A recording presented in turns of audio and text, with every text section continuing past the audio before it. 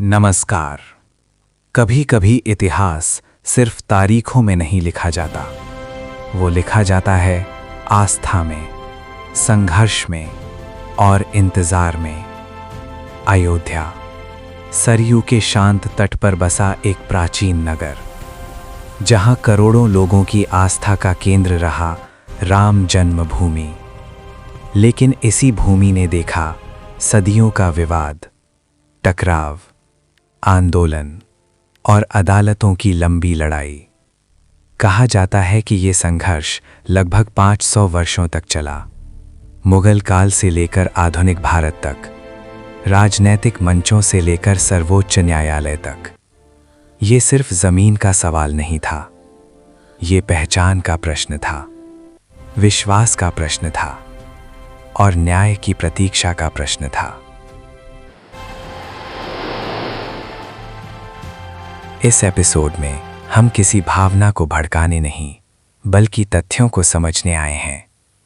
हम जानेंगे इतिहास क्या कहता है, पुरातत्व सर्वेक्षण की रिपोर्ट क्या बताती है और आखिरकार सर्वोच्च न्यायालय ने अपने 1445 पन्नों के फैसले में क्या निर्णय दिया। ये कहानी है आस्था और कानून के मिलन की, संघर्ष और समाधान की। तो आइए शुरू करते हैं। राम मंदिर, इतिहास, विवाद और न्याय की ये विशेष यात्रा। तो चलिए अब हम बात करते हैं ऐतिहासिक पृष्ठभूमि पर। अयोध्या, सरयू नदी के तट पर बसा एक प्राचीन नगर, जिसे हिंदू धर्म में भगवान श्री राम की जन्मभूमि माना जाता है। कहा जाता है कि लगभग 500 ईसा पूर्व भगवान राम के पुत्र राजा कुश ने यहाँ एक भव्य मंदिर का निर्माण कराया था। समय बीतता गया, साम्राज्य बदले और मंदिर कई बार टूटा और फिर बना।